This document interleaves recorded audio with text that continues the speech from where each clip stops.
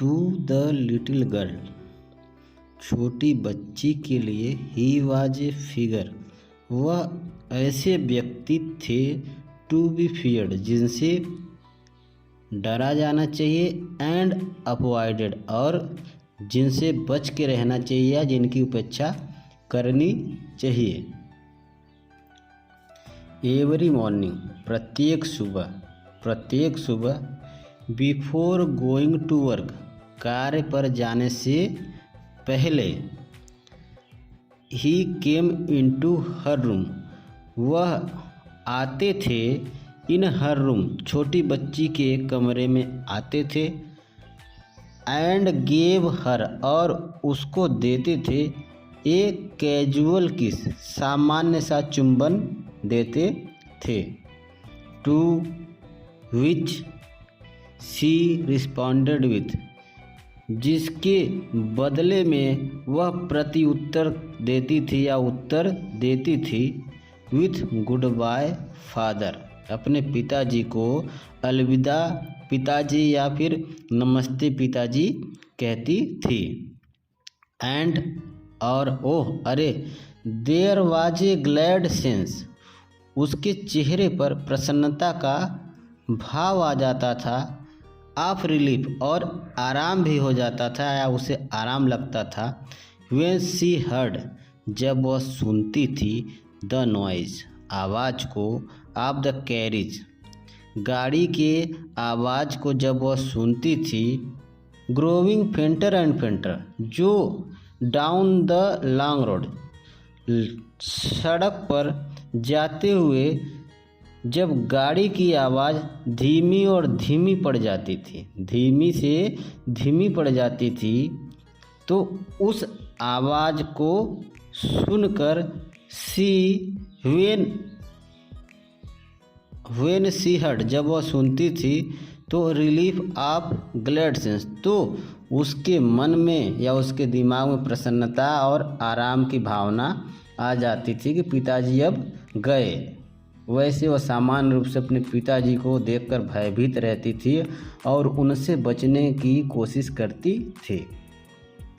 In the evening, शाम के समय, व्हेन ही केम, जब वह वापस आते थे, होम, घर को वापस आते थे, शी स्टूड नियर, तो छोटी बच्ची खड़ी हो जाती थी, नियर द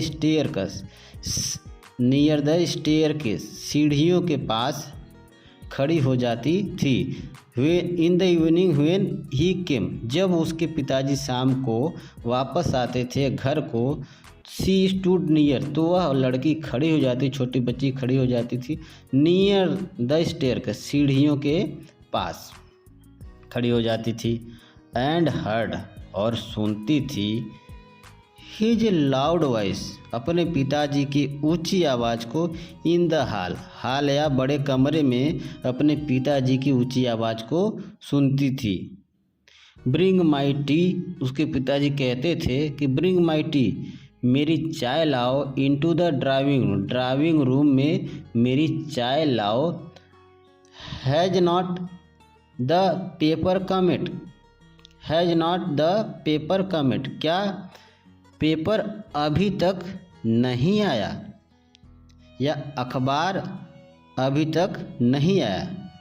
मदर गो, तो उसके पिताजी अपने माँ से कहते थे, मतलब छोटी बच्ची की दादी से कहते थे, गो, जाओ, एंड सी, और देखो, if my papers out there, कि मेरा पेपर बाहर तो नहीं पड़ा है, एंड ब्रिंग मी, और लाओ मेरे लिए, माई स्लीपर, मेरी जो चप्पल है मेरे लिए लाओ।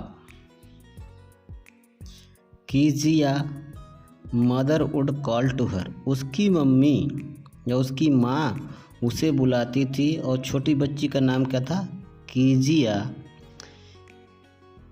If you are a good girl, उसकी मम्मी कहती थी कि if you are a good girl, यदि तुम एक अच्छी बच्ची हो, यू कैन कम डाउन, तो तुम नीचे आओ, and take off father's boot, और अपने पिताजी के जूतों को उनके पैरों से निकालो। स्लोली, धीरे धीरे the girls would slip down. तो छोटी बच्ची जो थी would slip down the stair, सीढ़ियों से धीरे धीरे नीचे उतरती थी।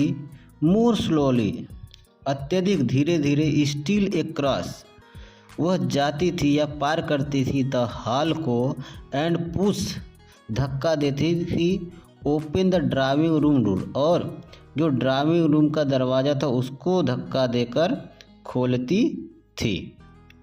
बाई दैट टाइम, उस समय तक जब तक ये सीढ़ियों से उतर कर ड्राइंग रूम तक जाती थी तब तक क्या होता था, ही हैड हिज स्पेक्टिकल, वह आदमी या वह व्यक्ति, छोटी बच्ची के पिताजी पहन लिए होते थे स्पेक्टिकल, चश्मों को, ऑन, अपने आँखों पर। And looked at her over, और चश्मों के ऊपर से छोटी बच्ची को देखते थे। ओवर देम, उसको देखते थे।